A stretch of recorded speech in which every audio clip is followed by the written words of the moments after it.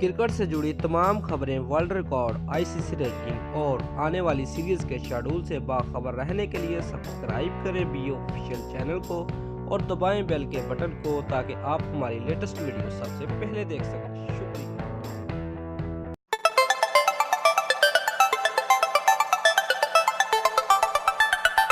Viewers, English team के कप्तान और स्टार बल्लेबाज इवन मॉर्गन ने वनडे इंटरनेशनल क्रिकेट की तारीख में एक इनिंग में ज़्यादा छक्के लगाकर नया आलमी रिकॉर्ड कायम कर दिया। उन्होंने अफगानिस्तान के खिलाफ वर्ल्ड कप मैच में इनिंग्स में 17 छक्के लगाकर ये संग अमील अबूर किया। व्यूअर्स, इससे कबल ये रिकॉर्ड मुश्तरका तौर पर रोहित शर्मा, क्रिस गेल और एबी डिविलियर्स के पास था। व्यूअर्स, तीनों बल्लेबाजों ने एक साथ 16 छक्के लगा रखे थे। मंगल को अफगानिस्तान के खिलाफ खेले गए वर्ल्ड कप मैच में मॉर्गन कहर बनकर हरीफ बॉलर पर टूट पड़े। उन्होंने जरहाना बल्लेबाजी का मुजाहरा करते हुए हरीफ बॉलर्स का बरक्स निकाल दिया।